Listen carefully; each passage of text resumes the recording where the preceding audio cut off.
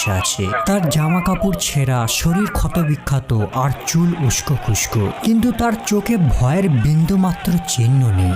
আর তার হাতে রয়েছে সোনার পিস্তল। কিন্তু এই ব্যক্তিটা কোনো সাধারণ ব্যক্তি ছিল না। ইনি হলেন কর্নেল মুয়াম্মার গাদ্দাফি। ইনি হলেন সেই গাদ্দাফি যে ইউনাইটেড নেশনের সামনে দাঁড়িয়ে আমেরিকাকে শয়তান বলেছিল। এমন এক ব্যক্তি যিনি পশ্চিমা ক্ষমতার সামনে মাথা নত করতে অস্বীকার করে। এমনকি আমেরিকার রাষ্ট্রপতি রোনাল্ড রেগান রেগে গিয়ে গাদ্দাফিকে পাগল কুকুর বলে গালাগালি দেয়। গাদ্দাফি তার সারা জীবনটাই লড়াই করে কাটিয়ে দেয়, কখনো পশ্চিমা ক্ষমতার সামনে, আবার কখনো লিবিয়ার সিস্টেমের সাথে। কিন্তু সে তার মৃত্যুর আগে লিবিয়াবাসীর জন্য এমন কিছু কাজ করে গিয়েছিল যা আজও লিবিয়ার মানুষ তাকে স্মরণ করে আর তার জন্য আফসোস করে। পেট্রোলকে জলের থেকেও সস্তা করে দেয়, ফ্রি শিক্ষা ব্যবস্থা, ফ্রি হেলথ কেয়ার, প্রত্যেক পরিবারকে ঘর বানিয়ে দেওয়া আর জলের মূল্যে বিদ্যুতের সাপ্লাই দেওয়া। তার শাসনের সময় লিবিয়ার মানুষ রাজার হালে জীবন কাটাতো। একদিন কাজ না করলেও ঠিক তাদের অ্যাকাউন্টে টাকা চলে যেত। গাদ্দাফির মধ্যে একটা ইউনিক পার্সোনালিটি ছিল। যখন সে কোথাও যেত, সেটা আরব মিটিং হোক কিংবা ইন্টারন্যাশনাল সম্মেলন, সবার দৃষ্টি সবসময় তার উপরেই থাকতো। তার পরনে থাকতো রঙিন রঙিন কাপড়, অদ্ভুত টুপি, কোনো রকম ফর্মালিটি ছাড়াই সাহস দেখিয়ে কথা বলা আর পশ্চিমা কালচারকে নিয়ে উপহাস করা। পুরো বিশ্বে একমাত্র গাদ্দাফিরই এই সাহসটা ছিল। তার মধ্যে ভয় বলে কোনো বস্তু ছিল না। বুলেট প্রুফ জ্যাকেট ছাড়াই সে পাবলিকের সামনে ওপেনলি ঘুরে বেড়াতো। আর সে রাজপ্রাসাদে থাকতো না, বেদুইনদের মতো তাঁবুতে থাকতো। কিন্তু যেই ব্যক্তি পশ্চিম বিশ্বের চোখে চোখ রেখে কথা বলতো, একটা সময় তাকেই তার দেশের মানুষ নির্দয়ভাবে টর্চার করে হত্যা করে। যখন তার মৃতদেহকে পাবলিশ করা হয়, গোটা বিশ্ব হতাবাক হয়ে গিয়েছিল। সবার কাছে কেবল একটাই প্রশ্ন, গাদ্দাফি হিরো ছিল নাকি ভিলেন? গাদ্দাফি সবসময় বলতো আমি মারা যাব, কিন্তু কখনো লিবিয়াকে ছাড়বো না। বাস্তবে সে সত্যি কাপুরুষের মতো লিবিয়াকে ছেড়ে পালায়নি। কিন্তু সে কি এমন ভুল করেছিল যে তাকে তার দেশের মানুষই হত্যা করে? আজকের ভিডিওতে এই বিষয় নিয়ে আলোচনা করব।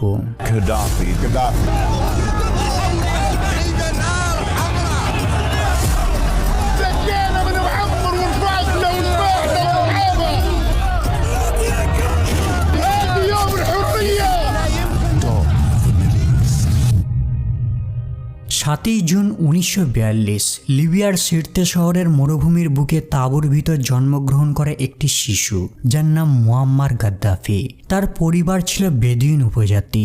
এদের জীবন ছিল খুব কষ্টের। উত্তপ্ত মরুভূমিতে উট, ভেড়া, ছাগলের সন্ধানে এক জায়গা থেকে অন্য জায়গায় ঘুরে বেড়াতো। ছোটবেলা থেকেই গাদ্দাফিও তার বাপদাদার মতো রাখাল ছিল। কিন্তু তার বাপ মায়ের স্বপ্ন ছিল ছেলে উট ভেড়া না চড়িয়ে পড়াশোনা করবে।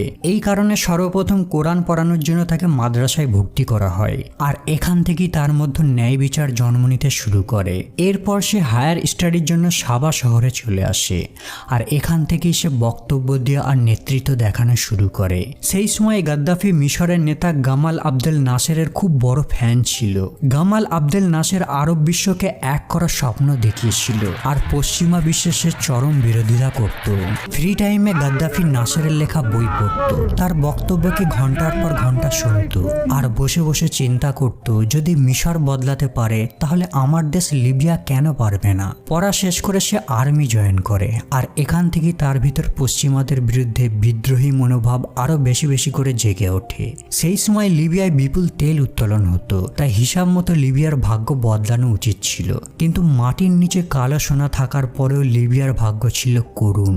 গ্রামগুলোতে দারিদ্রতা ছিল ব্যাপক, মানুষের কাছে জব ছিল না, স্কুল আর হসপিটাল ছিল নিম্নমানের। শহরগুলোতে কিছুটা ডেভেলপ হয়েছিল, কিন্তু সব সম্পদকে ধনীরাই নিয়ন্ত্রণ করত। এই সময় লিবিয়ার শাসক ছিল কিং ইদ্রিস। সে ছিল নামেই শাসক, আসলে সে ছিল পশ্চিমাদের গোলাম। লিবিয়ার এই তেলের সব লাভ আমেরিকা আর ইউরোপরাই গ্রাস করত, আর জনগণ কেবল অনাহারে মরত। তাই জনগণেরও এই বুড়ো রাজার উপর ক্ষোভ জমা হতো। অন্যদিকে মিশর থেকে নাসেরের বক্তব্য রেডিওতে প্রচার হতো, আরবদের এক হতে হবে, লোভী পশ্চিমাদের হাত থেকে ক্ষমতাকে দখল করতে হবে। সেই সময় লিবিয়ান আর্মিদের মধ্যে অনেক দেশপ্রেমিক যুবক ছিল, কিন্তু এদের মধ্যে সবথেকে নির্ভীক নামটা ছিল ক্যাপ্টেন মুয়াম্মার গাদ্দাফি। সে উপলব্ধি করতে পারে কেবল বুড়ো রাজার উপর ক্ষোভ প্রকাশ করলেই কিছু হবে না, একটা সলিড প্ল্যান তৈরি করতে হবে, না হলে দেশটার কোনো পরিবর্তন আসবে না। সে ভালো মতো বুঝতে পারে কিং ইদরিসের সময় ঘনিয়ে আসছে। মানুষ তাকে আর পছন্দ করে না, রাস্তাঘাটে তাকে নিয়ে সমালোচনা হতো। ঠিক এই সময় 1 সেপ্টেম্বর 1969 সালে কিং ইদরিস মেডিকেল চেক আপের জন্য তুর্কি চলে যায়। আর ঠিক এই সুযোগকে কাজে লাগিয়ে গাদ্দাফি মিলিটারি নিয়ে ত্রিপোলি আর বেনগাজিকে ক্যাপচার করে নেয়। এই সেনা অভ্যুত্থানটা খুব শান্তিপূর্ণভাবে ঘটে, কাউকে গুলি চালিয়ে হত্যা করা হয়নি আর বোম্বিংও করা হয়নি। সকালে লিবিয়ানবাসীরা যখন ঘুম থেকে উঠে রেডিওটা চালায়, তারা শুনতে পায় একটা তরুণ যুবকের ভয়েস। লিবিয়া এখন স্বাধীন দেশ, এখানে কোনো রাজতন্ত্র চলবে না, এখানে জনগণের শাসন চলবে। আর এই ভয়েসটা ছিল মুয়াম্মার গাদ্দাফির। আর এখান থেকে শুরু হয় লিবিয়ায় গাদ্দাফির শাসন, যা প্রায় 42 বছর চলবে। গাদ্দাফি ক্ষমতায় আসতেই অদ্ভুত সব সিদ্ধান্ত নেওয়া শুরু করে। 1950 দশকের শেষের দিকে লিবিয়াতে তেলের সন্ধান পাওয়া যায়। স্বাভাবিকভাবেই বাকি আরব আফ্রিকান দেশগুলোর মতোই এগুলোকেও ইউরোপ আমেরিকার কোম্পানিরাই নিয়ন্ত্রণ করত। আর এই তেল কোম্পানিগুলোই নিজেরাই খেয়াল খুশি মতো দাম সেট করত আর অর্ধেকের বেশি প্রফিট তাদের দেশে পাঠাতো। কিন্তু গাদ্দাফি ক্ষমতা আসতেই সব ডিলকে চেঞ্জ করে দেয়। সে জানায় ফরেন কোম্পানিদের ডিমান্ডেড প্রাইস হিসাবে তেলের দাম দিতে হবে, না হলে তাদের লিবিয়া ছাড়তে হবে। গাদ্দাফি তাদের বলে যারা 5000 বছর তেল ছাড়া বেঁচে আছে তারা আরো কয়েক বছর বাঁচতে পারবে। আর এই তেল কোম্পানিগুলো নিরুপায় হয়ে গাদ্দাফির ডিলকে মেনে নেয়। গাদ্দাফির এই সিদ্ধান্তটা ছিল খুবই রিস্ক, কিন্তু অবিশ্বাস্যভাবে এটা কাজ করে যায়। এই দেশের জনসংখ্যা 3 মিলিয়ন, অথচ তেলের 95% দেশে জমা হতে থাকে। ফলে লিবিয়া দ্রুত ধনী হতে থাকে। রাতারাতি তাদের ভাগ্য বদলে যায়। শিক্ষা ব্যবস্থা, হসপিটাল, ইলেকট্রিসিটি সমস্ত কিছুকে ফ্রি করে দেওয়া হয়। এমনকি চাষিদের চাষ করার জন্য, ব্যবসাদারদের ব্যবসা করার জন্য সরকার থেকে সুদ ছাড়াই লোন দিত। লিবিয়া যেন হঠাৎ এক স্বপ্নের রাজ্যে পরিণত হয়ে যায়। সেই সময় লিবিয়াতে তেলের মূল্য জলের থেকেও সস্তা হয়ে যায়। লিবিয়া হয়ে যায় আরব আফ্রিকার মধ্যে সব থেকে ধনী দেশ। এমনকি এখানে প্রত্যেক ব্যক্তির ইনকাম আরবদের থেকেও অনেক বেশি ছিল। সময়ের সাথে সাথে সে আরো বোল্ড সিদ্ধান্ত নিতে শুরু করে। সে আফ্রিকার দেশগুলোকে এক করার সিদ্ধান্ত নেয়। এর জন্য সে একটা প্রস্তাব রাখে। সে বলে আমরা তেল বেচি ডলারে, কিন্তু ডলার আমেরিকার নিয়ন্ত্রণে। তাই সে ডলারের অল্টারনেট হিসাবে একটা নতুন কারেন্সি চালু করার সাজেশন দেয়, যার নাম গোল্ড ডিনার। এটা সরাসরি ডলারকে চ্যালেঞ্জ করবে। আর এখান থেকে আমেরিকার চোখে গাদ্দাফি শত্রু হতে শুরু করে। কারণ ডলার এমন একটা কারেন্সি যার সাহায্যে আমেরিকা পুরো বিশ্বকে মুঠোর মধ্যে রাখতে পারবে। আর যদি কেউ এর অল্টারনেট কারেন্সি নিয়ে আসার চেষ্টা করে, সে সোজা আমেরিকাকে চ্যালেঞ্জ করলো। সাদ্দাম হোসেনও ডলারের ব্যাকআপ হিসাবে ইউরোতে তেল বেচার পরিকল্পনা করেছিল। আর এই কারণে আমেরিকা সাদ্দাম হোসেনকে ক্ষমতা থেকে সরিয়ে দেয়। আর এই গোল্ড ডিনার আইডিয়াটাই একটা সময় তার জীবনকে কেড়ে নিয়েছিল। কিন্তু সেই সময় লিবিয়ার মানুষ গাদ্দাফিকে কেবল একজন লিডার হিসাবে গণ্য করত না, তারা তাকে একজন পথ প্রদর্শক হিসাবে দেখত। সেই সময় লিবিয়ার মানুষ বলতো, গাদ্দাফি যদি না থাকতো আমরা আজও গোলাম থেকে যেতাম। কিন্তু আমেরিকার সঙ্গে গাদ্দাফির আসল শত্রুতা শুরু হয় গালফ অফ সিদরা নিয়ে। আন্তর্জাতিক আইন অনুযায়ী যে কোনো দেশের উপকূল থেকে সমুদ্রের 13 কিলোমিটার জায়গা পর্যন্ত সেই দেশ ক্লেম করতে পারবে। কিন্তু গাদ্দাফি 13 কিলোমিটারেরও বেশি জায়গা দখল করে লিবিয়ার বলে দাবি করে। আর একটা কাল্পনিক রেখা এঁকে দিয়ে নাম দেয় লাইন অফ ডেথ। আর সে জানিয়ে দেয় যদি কেউ এই লাইনটাকে ক্রস করার চেষ্টা করে, লিবিয়ার মিলিটারি তাকে শুট করে দেবে। কিন্তু আমেরিকা তার এই ক্লেমকে অস্বীকার করে আর গাদ্দাফিকে চ্যালেঞ্জ করে তাদের নেভেল নিয়ে ভিতরে ঢুকে পড়ে।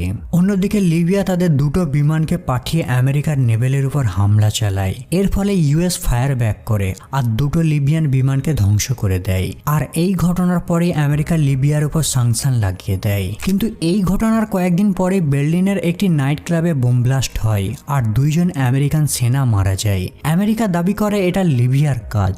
আর এর বদলা নিতে আমেরিকা অপারেশন ওডিসি লঞ্চ করে। আর এই অপারেশনে তারা গাদ্দাফির মেয়েকে হত্যা করে দেয়। আর এই অ্যাটাকের জবাব দিতে গাদ্দাফিও 1988 সালে স্কটল্যান্ডে প্যান AM ফ্লাইট 103 প্লেনে বোম্বিং করে। এই ইনসিডেন্টে প্রায় 207 জন ব্যক্তি মারা গিয়েছিল। 2003 সালে গাদ্দাফি এর দায়কে স্বীকার করেছিল।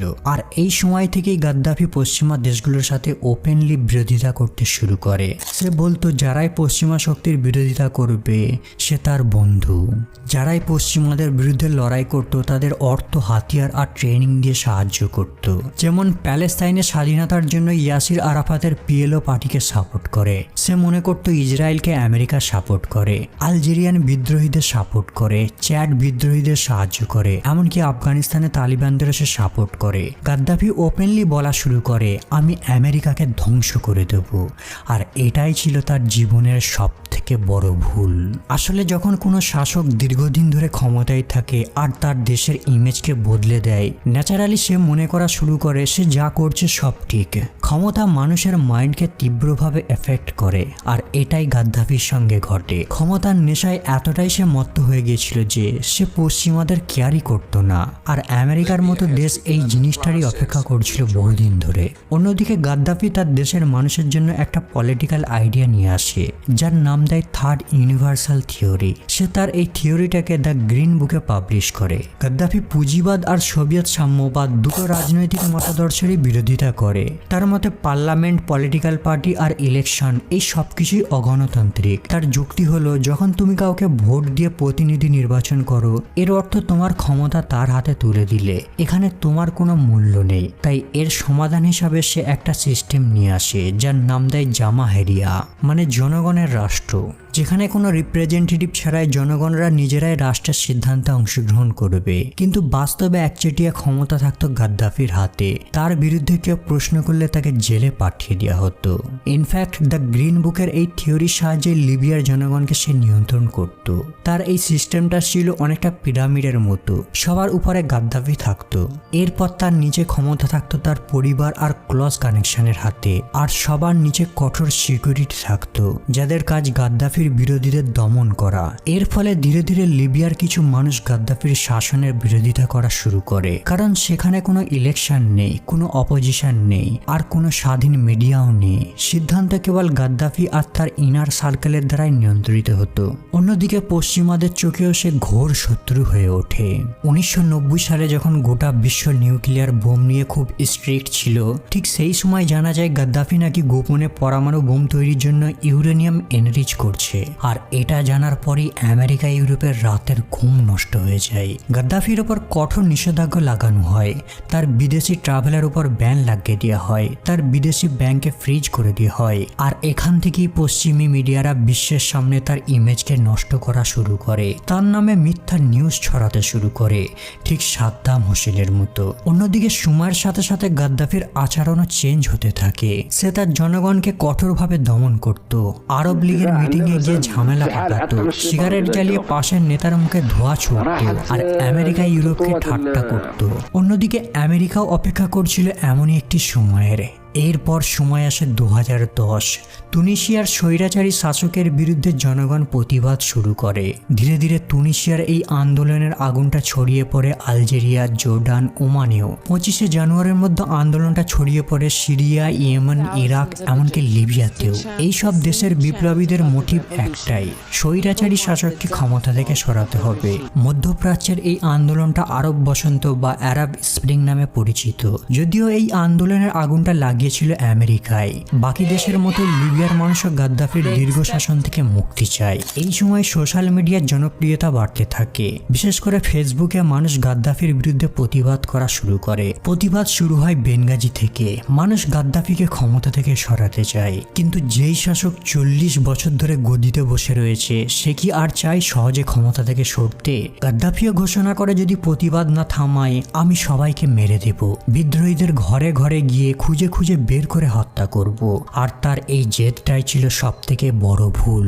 تطهير ليبيا شبر شبر، بيت بيت، دار دار، زنقة زنقة، فرد فرد। বিদ্রোহীরা শহরের একটি গ্রিন বিল্ডিংকে ভাঙার মধ্য দিয়ে প্রতিবাদ শুরু করে। এটা ছিল সেই গ্রিন বুকের সিম্বল যা গাদ্দাফি লিখেছিল। ধীরে ধীরে গোটা শহর জুড়ে বিদ্রোহ শুরু হয়ে যায়। 15ই ফেব্রুয়ারি 2011 সালে যখন প্রোটেস্ট চরম পর্যায়ে পৌঁছে যায়, গাদ্দাফি এদের দমন করার জন্য আর্মি নামিয়ে দেয় আর বিদ্রোহীদের উপর গুলি চালিয়ে দেয়। আর ঠিক এই সুযোগেরই অপেক্ষায় ছিল আমেরিকা, ইউরোপ। ইউনাইটেড নেশন ন্যাটোকে অ্যাকশন নেবার জন্য অ্যাপ্রুভ করে দেয়। তাদের মতে গাদ্দাফি এমন একটা ভয়ানক গণহত্যা করতে চলেছে যা গোটা বিশ্ব আজ পর্যন্ত দেখেনি। আর এই অজুহাত দেখিয়ে ন্যাটো, আমেরিকা আর ইউরোপের দেশেরা বিদ্রোহীদের পক্ষ নিয়ে গাদ্দাফির ফোর্সের উপর অ্যাটাক চালাতে থাকে। Tank, military base, air defence, command centre সব কিছুকেই ধ্বংস করে দেয় আর বিদ্রোহীদের অস্ত্র সাপ্লাই করে। কয়েক মাস সংঘর্ষের পর ত্রিপলি বিদ্রোহীদের দখলে চলে আসে আর গাদ্দাফি পালিয়ে যায় তার জন্মভূমি সিরতেতে। কিন্তু পালাবার সময় ন্যাটোর বিমান অ্যাটাকে তার কনভয় ধ্বংস হয়ে যায় আর জীবন বাঁচাতে আহত গাদ্দাফি লুকিয়ে পড়ে রাস্তার পাশে এক নর্দমার পাইপের ভিতর। কিন্তু বিদ্রোহীরা তাকে খুব জলদি খুঁজে পেয়ে যায় আর ড্রেনের পাইপ থেকে তাকে টেনে হিচড়ে বের করে চর, ঘুষি, লাথি মারতে থাকে। আর শেষ মুহূর্তে একজন বিদ্রোহী তাকে শোক করে দেয়। যদি সেদিন ন্যাটো বিদ্রোহীদের পক্ষ না নিত তাহলে হয়তো গাদ্দাফি বিদ্রোহীদের দমন করে ফেলতো। যদিও গাদ্দাফির মৃত্যুতে আমেরিকা, ইউরোপ খুব বেশি খুশি হয়েছিল, কারণ গাদ্দাফির তেল জাতীয়করণের কারণে এই সব দেশগুলি সব থেকে বেশি ক্ষতিগ্রস্ত হয়েছিল। তাই আমেরিকার স্টেট সেক্রেটারি উপহাস সালে বলেছিল, আমরা এলাম, দেখলাম আর সে মারা গেল। Yes, we came, we saw, he died.